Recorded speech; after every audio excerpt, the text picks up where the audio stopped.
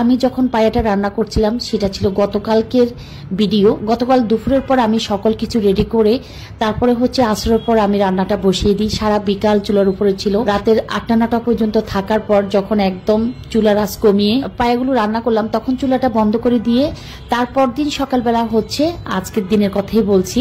আজকে সকালবেলা হচ্ছে চালের একরিক চালের গুঁড়ি দিয়ে হচ্ছে আমি ডোটা রেডি করলাম রুটি বানানোর জন্য। আর সকালবেলা আবারও হচ্ছে পায়াগুলোকে চুলার উপর দিয়ে বলক আসার পর লবণ দেখে একটু লেবু রস ইউজ করে দেন হচ্ছে জিরার গুঁড়ি, ধনিয়া পাতা, তারপরে হলো ভেরেস্তা ভেজে বেশি করে তেল পেঁয়াজ কুচি দিয়ে ভেরেস্তা ভেজে পায়াতে হচ্ছে বাগার দিয়ে দিলাম। আর এদিকে হচ্ছে চালের রুটি বানাচ্ছি 3-4 জনে মিলে।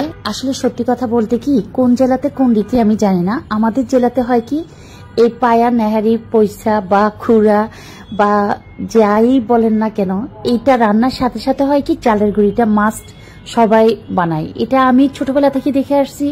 এখন পর্যন্ত আমার শ্বশুর বাড়িতে, আমার বাবার বাড়িতে বা আমাদের জেলাতে বা আমার শ্বশুরের এলাকার জেলাতে, প্রত্যেকটা জেলাতে জানি না আছে কিনা, আমাদের এই দুটো জেলাতে একদম পারফেক্ট ভাবে বানাই। যে পায়া রান্না করেছে তো নেহারি রান্না করেছে তো চালের রুটি মাস্ট বানানো হয়েছে। আর এটা ম্যাক্সিমাম সবাই খুব ভোরে ঘুম থেকে উঠে আগের দিন রাতে হচ্ছে রান্না করে রেডি করে রাখা হয়।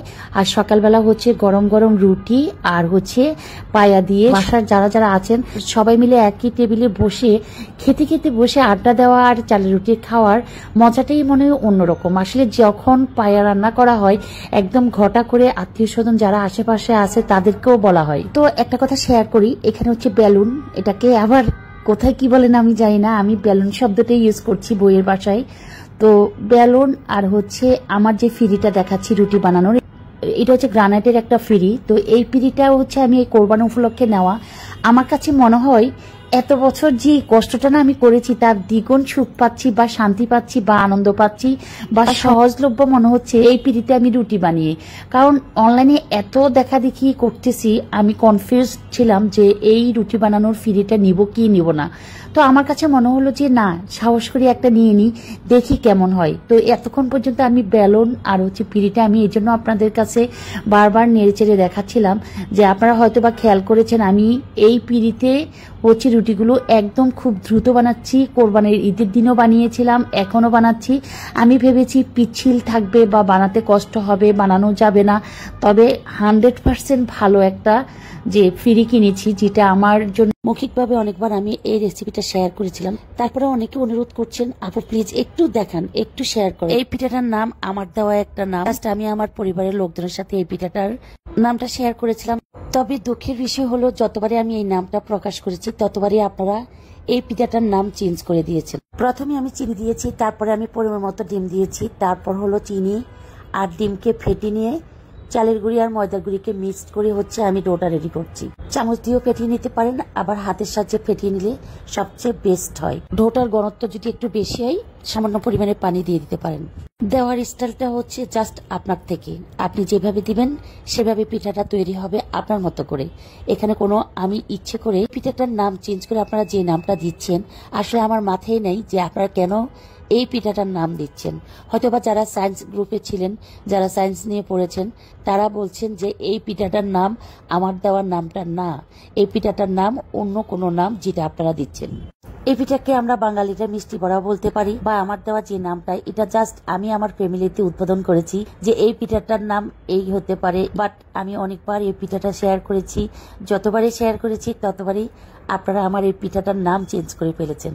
তো আসলে কেন চেঞ্জ করেন বিশ্লেষণ করেন। আমি তো জাস্ট আমি আমার হাতের ব্যালেন্সে হচ্ছে পিঠাটাকে বিভিন্ন আকৃতি ধারণ করছি। এই আকৃতি নিয়ে কি আপনাদের প্রশ্ন?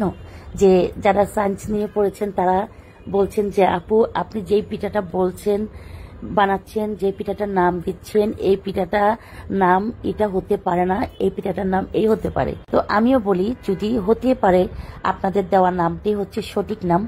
এখন আমার প্রশ্ন, আমি যেভাবে পিঠাটা বানাচ্ছি বা আমি আমার হাতের সাথে যেভাবে পিঠাটার টানটা দিচ্ছি এই টানটা কি আমাকে চেঞ্জ করতে হবে? আপনারা যে নামটা দিচ্ছেন সেই নামের সাথে এই পিঠার সাথে কি সম্পর্ক আমার জানা নেই। আপনাদের জানা থাকলে অবশ্যই অবশ্যই আমাকে বিশ্লেষণ করে জানাতে পারেন। আমি এই পিঠা বানানোর ধরনটা চেঞ্জ করে দিব, কারণ আমি চাই না আপনারা যে নামটা ইউজ করছেন সেই নামের সাথে আমার এই পিঠাটার কোনো মিল থাকুক। আর পিঠার ডোটা যারা অনেকবার জানতে চেয়েছেন, একদম ইজি একটা পিঠার ডো, তো আপনারা দেখতে পারেন যেভাবে আমি তৈরি করেছি বা রেডি করেছি, নিয়ম দিয়েছি।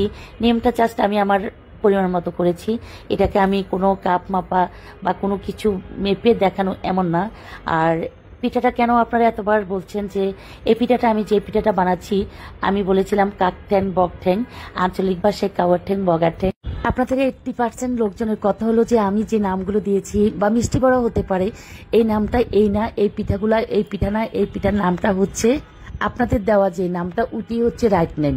আমি যে পিঠাগুলো টানটা দিচ্ছি এই পিঠার সাথে আপনাদের দেওয়া নামের সাথে কি মিল আমার মাঝে মাঝে মেমোরিতে আসে না, কেন যে বলছেন এই নাম। আমি আবারও বলছি আবারও রিকোয়েস্ট করছি, আপনারা আমার যে পিঠার স্টাইলটা বা আমি যেভাবে বানাচ্ছি এই পিঠাটার নাম কেন আপনারা চেঞ্জ করে বারবার আপনাদের দেওয়ার নামটা বলছেন? I don't know.